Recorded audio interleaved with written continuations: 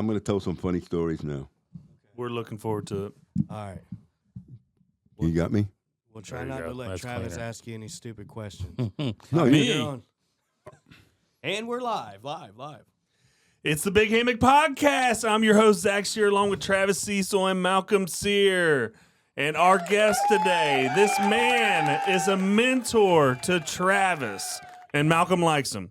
And he fits into our show because he's got 2 Emmy Awards. We're going to talk about that. He's been on many of Ted Turner's sets. My mom will love this. He was on the set of Days of Our Lives. There is so much more that we're going to talk about behind this man. Welcome to the show, Joe Rothenberger. How you guys doing? How you guys doing? It's been a while since you've been in front of a live audience like this. Yeah, Joe, I haven't ain't been it? on camera for a long time. I never really go on camera. I teach acting, but I never really go on. I have been on camera because I started as a child actor doing Crest commercials. Did you know that? No, I didn't. Yeah, I remember this line I had to do. It was I still have it in my head, and I had to say, "Gee, Mom, this tastes terrific." That was a line, and I still remember it when I was like 12 years old. So what it really tastes like? Crap. You're acting, you know. You're acting, you know. So before we get into the good stuff, get into the good meat and potatoes of the podcast, I need y'all to like, share, subscribe, whatever platform you're listening to. We're on YouTube, Spotify, iHeart, Apple, Amazon. Do us a favor, like, share, subscribe. Don't forget while we're here, why this whole podcast started in the first place. We made a movie. It's a Bigfoot movie. We're producers of the movie. You can purchase it on thebighammock.com. Joe, you will be pleased to know, Malcolm said you gave him trouble over it. We're in color now. Oh, great. Yeah. No more black and white. I mean, I watched black and white when I was a kid with a little set. Why do I want to see it now for? I had to set, in my room like this with rabbit ears. Like, and I had to get the... Hey. Well, now everything is... Make it color, man. In HD, at least. You don't have to go 4K on a TV show, but HD, because they don't broadcast 4K. We had to bring back your childhood, That's one thing Joe. I got to tell everybody. They buy these TVs. I got a 4K TV so I can watch football. Let me just tell you something. They do not broadcast anything but 1080p. Standard broadcast is 30 frames a second, 1080p, and they will not be broadcasting 4K for about 10 years because it costs too much money. So, Joe, is that why you haven't been watching the show? Because it's been in black and white? Not really. Well, not really. I don't mind. It's because it's not entertaining. That's what it is. People think it's artsy. I guess it fits sometimes, but like if you're doing a World War II movie scene, it may be. We had a movie based out of the 90s that we just reviewed. It'll be that episode's coming out tomorrow night. Uh-huh. It was a good movie. It's called, what was it called? Stationed at Home. Stationed at Home. And Was it? Was it in black and white? Yep. Yeah. It was a Oh. good movie. I don't think I ever saw that one. No, it's I don't think it's out Well, yet. Yeah. No, it just now got released. Yeah. Oh, it was is it was released supposed now? to be done in the 90s. I see it. Yes. Yeah. Yeah. It takes place in the In the 90s. 90s. Yeah. Yep. So. Yeah, but anyway, I've had a massive career in television, mostly television. I've done a lot of films for TV, and I did one film in actual film, 35 millimeter, which was called "It Happened One Christmas," and it had Marlo Thomas, you guys probably know, and Orson Welles in it. I probably don't know who those Nice. guys are. I know who Orson Welles is. Right. These guys might not know. And Marlo Thomas was Danny Thomas's, which is an old guy, daughter, and I was doing lighting as I usually did on that was my extra work when I was not working. So my weekend work, I used to do a lot of different stuff. I even did Broadway shows because the union, I become an IA stagehand, which is International Alliance of Theatrical Stage Employees, which is that symbol you see on a movie that looks like triangles together. That's that symbol, IATSE, and I become that so I could do extra work on different sets and things like that. And I was working on this movie. And Marlo Thomas was laying in a bedroom scene and said to me, "Get that fat guy out of there. I can see him. He's disgusting and he's ruining my lines." 'Cause I was always a big guy. I was always huge. Dang. Joe, you have a long history, and I've definitely got some questions for you, and I'm excited to have you on. But before we get into that, I want to find out really how you come to know these guys. I'm assuming it was Travis first. How did I meet Travis? I met Travis, I guess, through Potts. Fred Potts. Yeah. Now, Travis. Yeah, Darian told me about you. Yeah, and that's then it. Yeah. Ended up. Travis is probably one of the most talented cinematographers that I know in this town. Hey, I'm not trying, but I will admit there's a lot of people in this town that, Anyway. Am I one of them, Joe? No, you got a lot better. You was the big ass. Thanks, Joe. Travis is That's why probably I the love only. Joe with the honesty. If I ever opened a TV station or a TV studio, I'd probably hire Travis as a production manager. Okay. Thank you, Joe. That means a lot. Yep, because he knows what he's doing. A lot of people don't in this town. Like there's a guy in this town, I won't mention any names, who likes slow-mo, and he does all these Facebook videos, and he's always advertising. And he used to be an intern of mine, but everything is like the woman's eating spaghetti in a restaurant going, why would you use slow-mo there? Yeah. Why? It's disgusting. It's supposed to, restaurant commercials will be appetizing. Oh, I got to get that food, but a woman's going, no way. Blah! You want to puke. So, And the guy accepted it. I would have said, get that on, buddy. Just let me know when you're getting amped up, Joe. So- I got your button. So anyway, I was raised in the business. My father was a pioneer in television. He got an NBC when he got out of the Army in World War II. okay. And actually wrote, started as a page at $100 a month. My mother was a nurse. My brother and I were born, and I was basically born into the business. I was when I was like week and a half old. I was in the studio. My father was the studio manager at NBC. Gotcha. And I got on the you guys don't remember this, but I got on the Captain Kangaroo show. I was on all the time as a kid, and things like that. So I was raised around the business, and I started in 1974 doing steady because my father was producing a soap opera. He had got out of news. He was in the CBS News, and we used to go down and do all the space shots. He used to cover all the space shots. So when I was a kid, we used to come down here in the Cape, and we'd spend all summer when I was off at the Cape. My father would produce the space shots Gotcha. with Cronkite. I don't know if you know who Walter Cronkite is, but he was a big fan. And I knew Cronkite. They called him Crankase because he got grouchy. And I'll tell you, his favorite food was Southern barbecue. Okay. And the original Fat Boys barbecue was at the Cape, so my father had to make sure that his trailer was catered with Fat Boys barbecue all the time. And we still have one here, don't we? we do, yeah. They It just closed and then it reopened. yeah, new owners and all that stuff. Yeah. It's not the same. Yeah. No, it's not the same. And I was like 12 years old, and the original one was in the Cape. Actually, we're around where Kennedy Space Center is. And when I walked in the Fat Boys, he took the hot sauce and said, "See this, son? This is hot sauce. You put this on your ribs, and tomorrow morning you'll be yelling, 'Come on, ice cream.'" True story.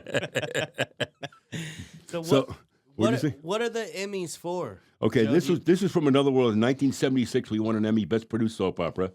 This is a debate show I did live on Turner called Counterpoint: Which Way to Disarmament. Back in the 80s, the early 80s, there was a big debate on the people getting rid of the nuclear war, nuclear bombs. So they had a debate show about whether we should or not, and it could destroy the world and stuff.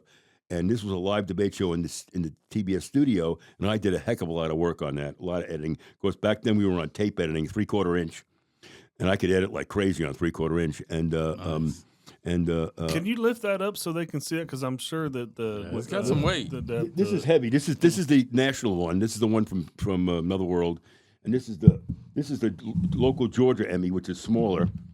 It's got some weight to it too. Oh, very yeah. heavy. Yep. And when my father called me and said Counterpoint was nominated for an Emmy, I said, "You're crazy. That show was terrible. I didn't like it."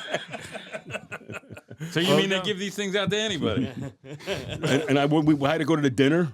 Kathy went with me. Kathy had to get a gown. I had to get a tux and all that stuff. Yeah. It was a great dinner. Yeah, then we had a big party at Turner's house. Actually, Wessler was second down from Turner. That's how my father got. My father was third down from Ted Turner, and I was a studio supervisor, so I had full reign of the place. Nice. And Turner was a riot back then. I mean, it was like, first of all, when I got down, they were terrible. They didn't know the lighting. They literally they started doing this wrestling show just before I got there because it was World Championship Wrestling. I want to stop you there because I am a big WCW fan. Well, yeah, okay, yes. I'm going to tell you a story. Yes. So it was Georgia Wrestling with Gordon Soley was the announcer. Mm-hmm. Gordon Soley was a big alcoholic, and he used to be announcing the wrestling and take a swig of vodka. Who? And he'd go back there and have to wrestle. And he so anyway, and they said to me, "We just started wrestling. We can't see the wrestlers when they fall out of the ring." I said, "Turn the wrestling lights on." They had the ring up because they put up on a Friday night, and Saturday we shoot 3 wrestling shows. They changed the name from Georgia Wrestling to World Championship Wrestling, WCW. I'm familiar with the history. So. So anyway, they wound up. I look at the light. I say, "You know why you can't see any wrestlers falling out of the ring? Because you have no light there." So I went up on the lift they had a big lift there. No, you're good. And had this big lift there, and I went up on it, and I took a 2K, which is a 2,000 watt light, because we were in tubes back then, so you had to have a lot of light. Yep. And I striped one that way, and I lit this other side. I said, "Now walk around there." "Oh, we can see everybody now." Well, isn't that amazing? When you have no light on a tube, cameras needed a lot of light. Mm-hmm. We had to have 125-foot candles on somebody's face in order to get a good picture. Oh wow. So when yeah. you did that, were you on every show from there? Yeah, I produced a show and I shot most of it we did. As far as I know, we knew whoever's going to win the thing. Yeah, of course. I work with. I hate to say this, but people are going to sue me. But it is fake. The one I knew, and I work with Ric Flair, Roddy Piper, Jake the Snake Roberts. Mm-hmm. Ric Flair's daughter actually wrestles now. Yep. Yeah. And so then Ole Anderson, they wanted to make me a wrestler. They wanted to call me the bad boy from New York because they said I was so big. And I didn't. My wife Kathy goes, "I think I'm a wrestler. You'll get killed." So, I mean, they were making a lot of money back then. So Friday night they put the ring, and we shoot 2 wrestling shows. No, it's 3 on Saturday, and then they air later on, and then repeat them. And we had so much business from that, and we used to run ads in the Atlanta Journal-Constitution, and we had lines around the block, people wanting to get in to see this wrestling show, and they loved it. And we had gotten this thing. We used to screw with people because we had this thing called the ADO, Ampex Digital Optics, and that was the first digital effects machine in the world. We had just gotten Chroma key. We loved Chroma key. Back then, you could only luminance key. Yeah. You have no idea how we used to put credits on a thing, and a big drum. Oh wow. We used to back in the soap opera, we run a big drum with cards on it. We'd luminance key it, which is a keying on black and white. Yeah. Chroma is color, and any color will key, but they use green because actually the new chips that they have in the cameras will respond better to green. I don't know if you guys knew that or not. Than they do any other color. I don't know nothing that this. Because we used to use blue, and of course people wear blue. Like that would key out that front, and it would dance. Their eyes would dance when they had blue eyes, and so that's when we got around from green because a lot of people don't wear that hideous, that Kelly green color. But anyway, what were you going to say? I was going to ask you do you remember what years it were that you were? 82. What was it? Just that year? 81, 82, around that's when I went down. I got married and came down to Georgia right away. Gotcha. I left NBC and came down to Georgia. My father had gotten down there about a year before me, and he's the one that called me and says, "You got to get down here. These guys are terrible. They're trying to do the CNN. It's just awful. I don't know how to edit anything. They're awful." Gotcha. The lighting was horrendous in the studio. So I said, "Go away. I'm doing the lighting." Would you rather do film or TV, Joe? Like, what do you prefer? Well, my uncle was a cinematographer. My uncle he always wanted me to get into film. He would say, "Screw that TV stuff. You got to get into film." But I like television because of the studio thing, and I like the immediacy of being able to see the picture. Mm-hmm. I guess actually, when you do a film nowadays with the digital, you're actually doing television. Yeah. My best thing is dramatic with actors. I've done a lot of news, but I like dramatic stuff with actors actors. So would you say like Hellphone was fun to me? Yeah, that's a blast. I love that. Would you say that you had a lot of fun on Days of Our Lives in, or? Well, I had a lot of fun in the soap operas. I also did The Guiding Light, and the guy the Guiding Light was done in the 26th Street CBS studio, and the guy who was the landlord in it his name is Phil Himes, not Phil Himes. That's the running guy. I don't remember what was his name, but he used to walk through and eat all the. He tried to eat our stuff off the set, and they'd have shrimp there, like they have a party. He'd be sitting under those hot lights because we had tube cameras back then. We didn't have. Yeah. And they did a lot of lighting, as I said. And it would be like, God, the guy's eating rotten shrimp. He's nuts. But he was such a cheap guy. But anyway, soap operas were a lot of fun. They're a lot of work. It's we actually produced a film a day, an hour film a day. Oh. I started in live soap operas. And you actually had to actually move the cameras if you had to go to the set during the break, during the 2-minute break. So soap operas are done in a live setting? Not anymore. They do it when we used to do it. Yes, years ago when they were live. They used to be live soap operas, half-hour live. And you'd have a live audience and everything? No live audience, just live on the air. Oh no! Wow. Yep, live, and now they shoot them like a film. They put them together and stuff in post and stuff. Oh, okay. They're all I didn't shot know like that. And I can even tell you how to light a soap opera so you don't have any boom shadows. But anyway, I can. But Turner was my most fun time in television because a lot of wacky things happened. Now I'll ask you this about Turner: Were you? And again, this is just the fan in me. Were you and Ted on a first name basis, or? Yeah, he used to call us the Rothenbergers. they called me JR because they could never get Rothenberger. Turner got it, and he'd say he'd call us the Joes. You want to go to lunch? And my father said, "Oh God, Turner asked for lunch." I said, "You don't want to go to lunch?" He goes, "No, he never brings his credit card. He always tries to make me pay." So son of a gun. I'll tell you some really. That's how he kept that really, money. This is all true now. I might get sued, but and sure enough, we go out to lunch. He'd peep by drinks and all, and it was like $300 lunch thing in it. And he'd say, "Oh, Joe, I forgot my credit card. Could you pay for it?" D. Woods, that's his secretary, would give you the money back. And Dad would put it on his American Express, and then my one mother would say, "What's this bill from lunch?" And he'd say, "Oh, crap, I forgot to give it the money back." And because you American Express back then, you had to pay right away. My father said, "Oh, now I got to pay. Oh, son of a gun." and then he'd go to D. Woods, and she'd go, "Oh, well, I have to wait a couple of weeks to get it back to you." And, so but that was Turner. And we had a lot of funny things happen then. The wrestling show was a riot. We had this, I said, Ampex digital optics thing, and we used to, the cameras we used to take people's faces out of the audience, zoom in on them, and blow them up and make them look funny. And one of the guys punched it to the floor, and I said, "You got it to the floor." And the girl starts saying, "That's me." He was going to the floor. She was like, and we made her look like that. And they were the great guys. They used to buy us. They catered lunch. Boy, the lunches they used to give us were great. And they were all friends. King Kong Bundy, they used to tell him that he was born in a toilet bowl, and they used to rank him all the time. "I know how you were born, King Kong Bundy. Your mother made a big turd in the toilet." And they used to tell him stuff like that. Wow. But I could tell him the Charlton Heston story too. You know the Charlton Heston story? Yeah, tell him that. Turner had a complete bar in his office upstairs, and he decided to. He had Charlton Heston up there as a guest. You know who Charlton Heston is? Oh yeah, right. You know, Planet of the Apes and stuff like that. Mm-hmm. So he has Charlton, and they're drinking, and they get drunk. And he decides to give Charlton Heston a tour of CNN and TBS drunk. And he whips the CNN. Now, they're on the air 24 hours a day, so it was about 4 o'clock in the afternoon. He whips the door open of the CNN studio and yells out, "See this, Charlton? I own all this blankety-blank stuff. All this blank," and it was the 4-letter word. "All this blankety-blank stuff is mine." And the director says, "Who is that? Turner. Get him out of here. Get him out of here. He's got to shut up. We can't do that. He can't swear on the air." Oh, he was on the air. Yeah, we were on the air live. Yeah, CNN never So stopped I had to pull back him then. out in the hallway. And he said, "You want to meet Mr. Cheston? Here, he's Joe. It's Joe. I'm one of the Joes." And I shook his hand. And yeah. He also liked, he also was a friend of Andy Griffith. Remember the Andy Griffith show? Oh, yeah. Mm-hmm.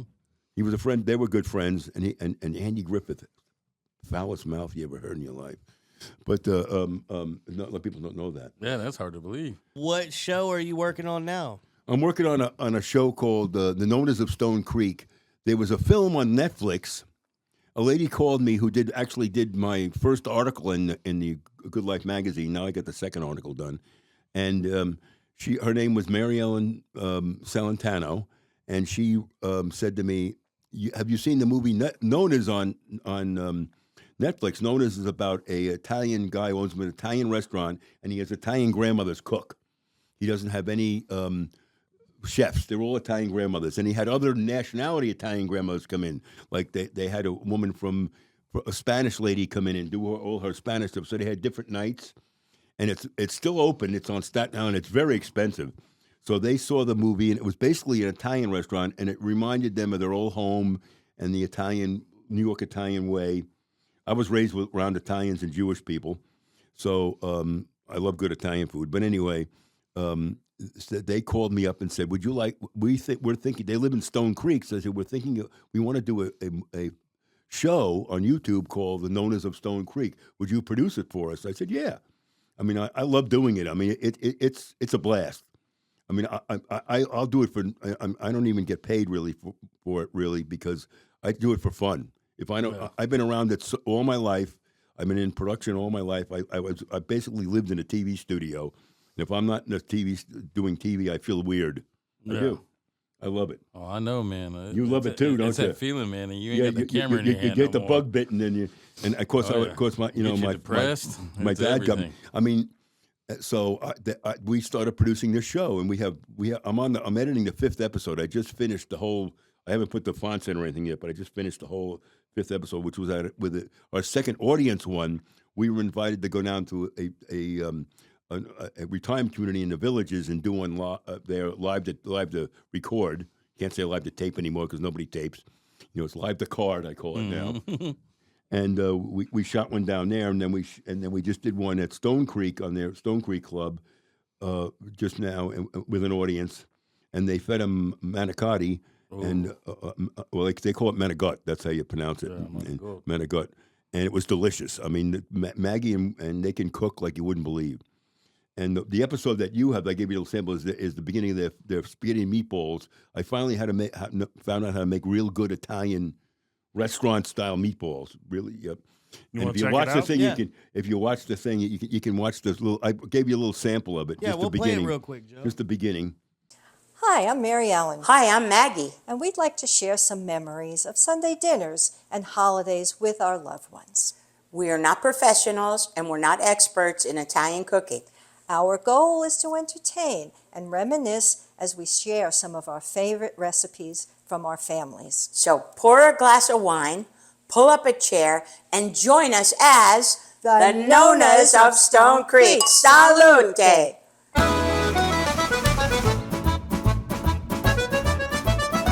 Growing up in Brooklyn and the Bronx, our lives revolved around Sunday dinners with our families and our church.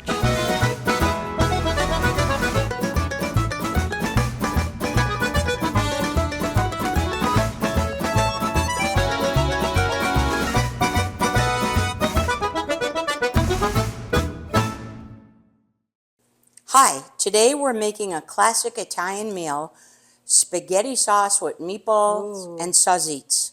This is a recipe passed down from my Nonna and my mother that taught me very young, and we're getting ready to begin.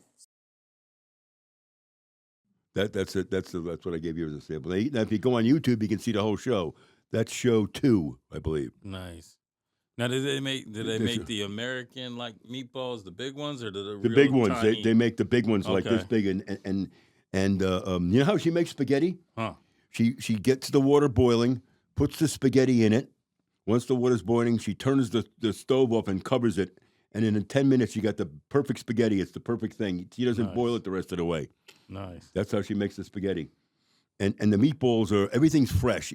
Everything's fresh herbs and fresh, because you got to use fresh to. Oh yeah. You know, fresh garlic, fresh oregano. Everything's fresh. And she always throws. We're gonna put wine in now. They like to drink a little bit. Yeah. They cook with a lot of red wine, or actually, she likes white wine in her white sauce. wine. Oh, okay. White wine.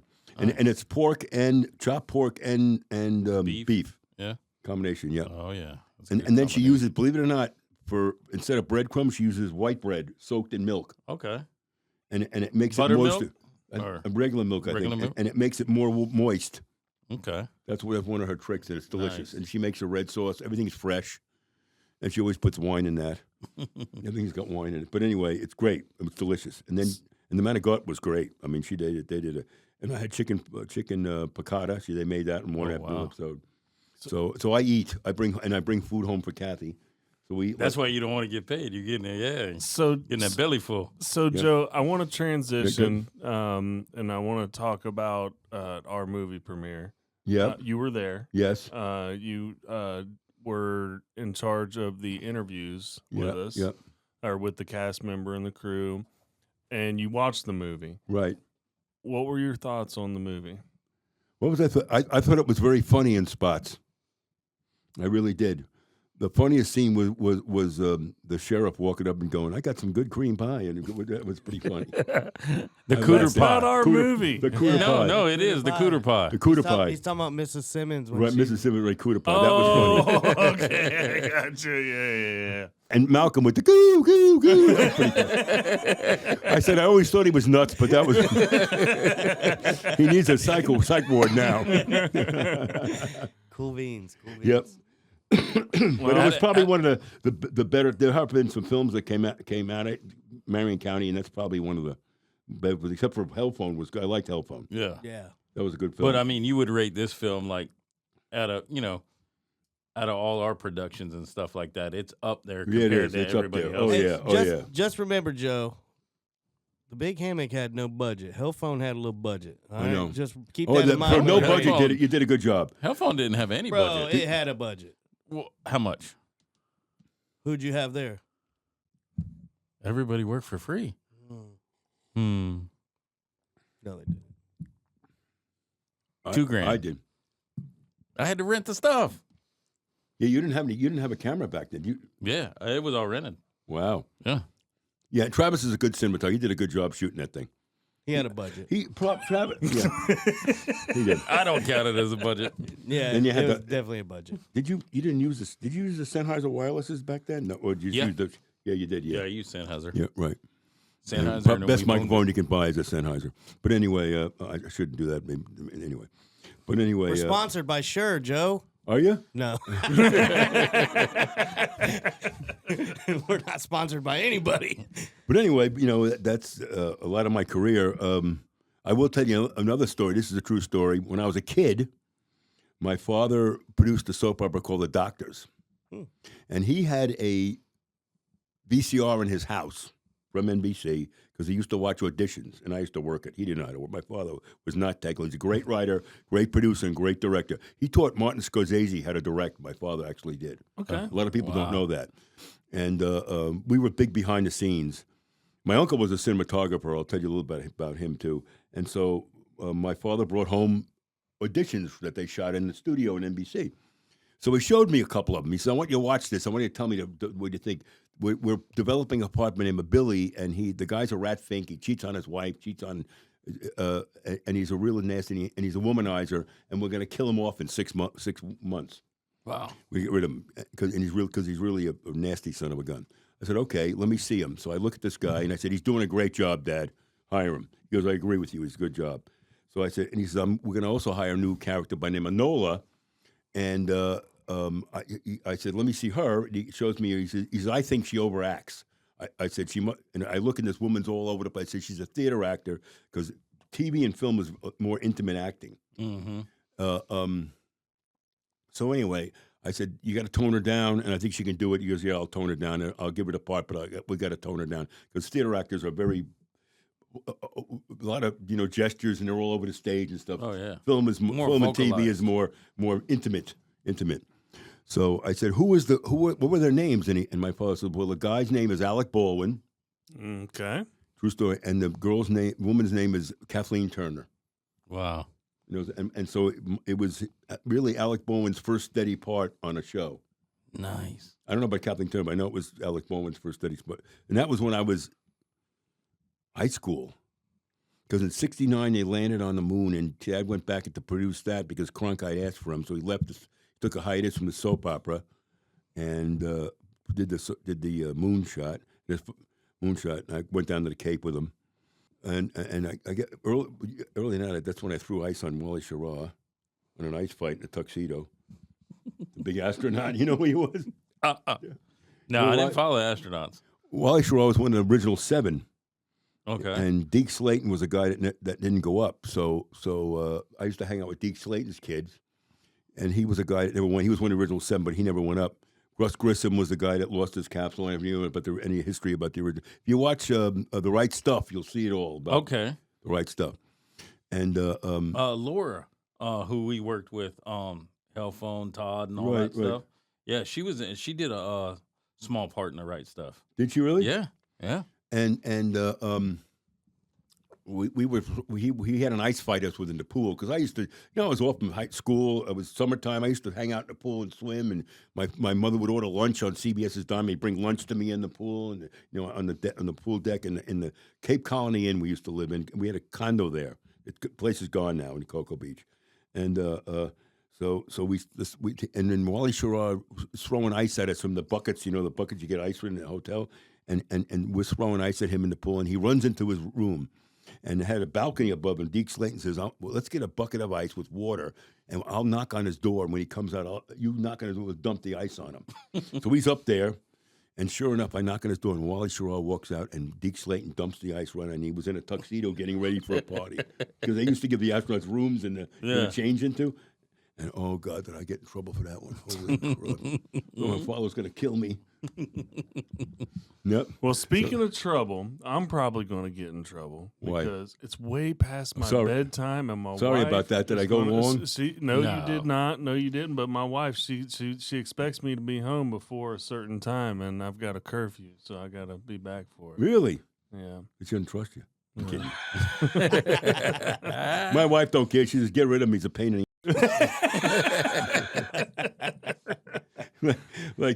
No, Joe. I just want to say thank you for coming on the show. Obviously, you did it. It was a lot of fun. You did it as a favor to Travis and Malcolm, but I can tell you for sure, Travis thinks the world of you. Malcolm thinks the world of you.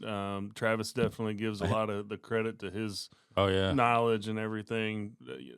A lot of it goes to you, Joe. Yeah, so. I have a lot of knowledge, and if you want it, I'll give it to you. I don't really. I love working on this stuff, and if you want to learn from me, do it. Oh yeah. He's just the brain on him. Yeah. I mean, I could, and his audio. I know that, and I can make XLR cable. I mean, I'm very technical too, so I got to the technical end of it too. Mm-hmm. Like my father always said, I was better than him because my father didn't know any technical stuff. The producing and the technical end of it. So, but anyway, thanks for coming on, Joe. I really appreciate it. No problem. It was fun. Brother. Yep. Wait till you get my bill. I'm kidding you. I know it's coming, Joe. I know it's coming. I'm gonna tell you like I tell Travis and Zach. The check's in the mail. Yeah, check's in the mail. Yeah, right. I requested dinner. Did your wife cook it? Save your steps to the. Travis cooks pretty good. I've eaten Travis's stuff. Oh yeah. Listeners, do not forget, like, share, subscribe, whatever platform you're listening to. Purchase our movie, thebighammock.com. Thank y'all.